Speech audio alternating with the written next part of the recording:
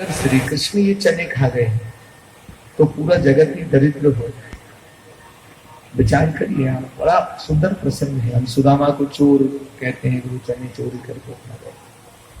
हम आज आप बिल्कुल गंभीरता से कहते हैं व्यास से कि ब्राह्मण कभी चोर नहीं होता, ब्राह्मण कभी चोरी नहीं करता, जो चोरी करे वो ब्राह्मण ही नहीं हो सकता। अगर ब्राह्मण होने के बाद उसके मन में इस प्रकार भाव उत्पन्न होगा तो कहीं ना कहीं उसका ब्राह्मणत्व समाप्त हो गया।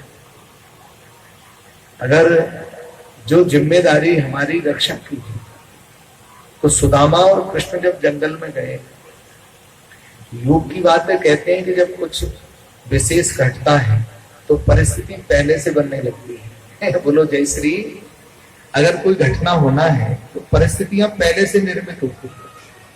तो पोटली थी, संध्या तक आ जाते तो कोई आवश्यकता भी नहीं पड़ती, दोनों आश्रम में आके भोजन कर लेते। किंतु देखो घटना कैसे हुई कि जब जंगल में गए तो बारिश होने लगी, रास्ता भटक गए, रात्रि हो गई और कृष्ण सुदामा एक वृक्ष पर चढ़ गए।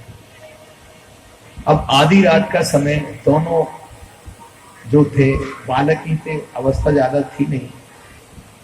सुदामा भी एक डाली पर बैठे थे, श्री कृष्ण भी बैठे थे। अब सुदामा ये सोचने लगे कि मेरा कन्हैया भूखा तो है और ठाकुर जी को भूखा रख के खुद भोजन करना भी पाप है। बोलो जय श्री।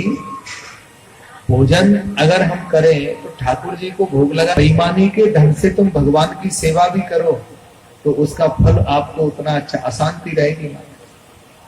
ठाकुर की सेवा भी उसी धन से हो जो धन आपकी मेहनत का है।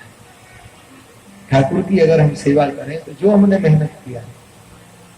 सुदामा सोचने लगे कि ये तो चोरी के चने हैं और चोरी के चने ठाकुर को मिलेंगे, श्रापित हैं और पूरा जगत दरिद्र हो जाएगा। तो सुदामा ने वो चने ठाकुर जी को नहीं दिए।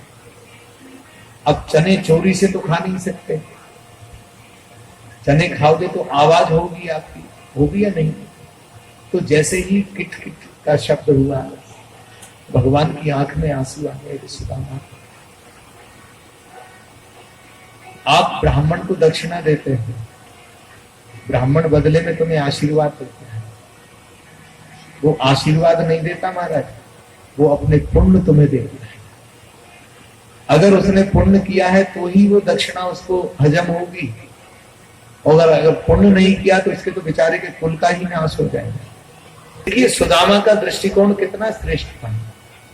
चक्रधर तो मोतियों की माला पतिव्रता थी, और पतिव्रता कौन है? जो अपने घर की कमाई के हिसाब से अपने जीवन को व्यतीत करे। दूसरों की कमाई, यानी पड़ोसी अगर बढ़िया है और हम बढ़िया नहीं है तो हम हमारी व्यवस्था में रहेंगे।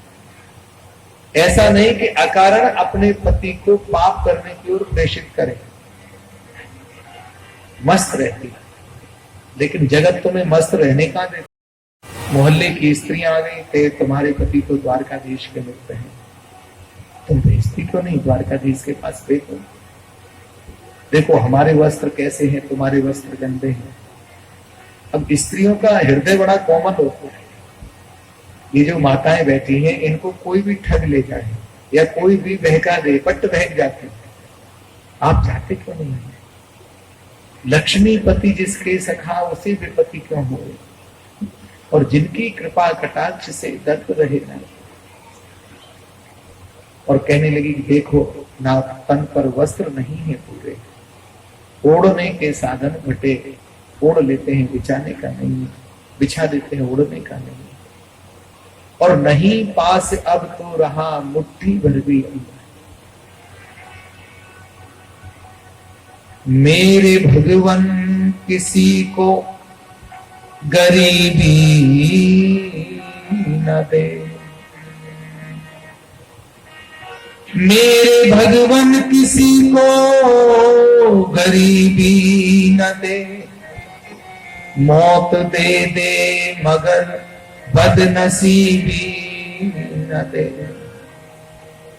गरीब का जीवन तो वैसे ही बहुत अभावग्रस्त होता है। मृत्यु तो एक बार मारती है, किंतु गरीब तो एक दिन में न जाने कितनी बार मृत्यु को देखता है। गरीब की आंखों में भय होता है। सुदामा कहने लगे, सुशीला तुम मेरी पत्नी हो और मेरी पत्नी होने के बाद ये कैसी बातें कर रही हो?